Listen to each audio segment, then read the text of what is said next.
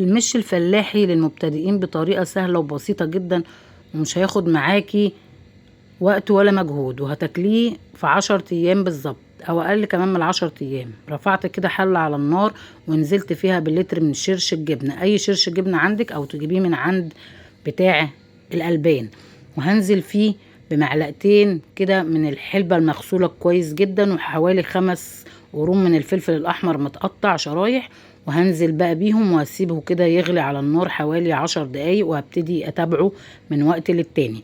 ومجهزت معايا كده هنا بطرمان، وهنزل فيه بكمية الجبنة بتاعتي، الكمية اللي انت حباها، اي كمية عندك او اي كمية انت رغباها تنزلي بالجبنه بتاعتك كده في البطرمان. وكان هنا كده هوت الفلفل بتاعي السلق تماما في الشرش.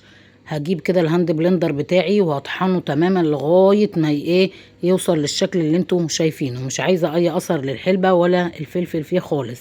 هسيبه كده بقى يبرد خالص، واكون هنا جهزت معايا بقى البطرمان اللي انا حطيت فيه الجبنه، جهزت كده الشرش بتاعي بالفلفل والحلبة كان بارد خالص. نزلت بيه معلقتين بقى من الملح عليه، وهقلبهم كده كويس، وهبتدي بقى انزل بالشرش بتاعي على الجبنة، وهغطي سطح الجبنة تماما، وهجيب كده كيس بلاستيك وهقفل بيه الغطا كويس، واحتفظي بيه لمدة اسبوع او 10 ايام، وافتحي بقى ودوقي اطعم مش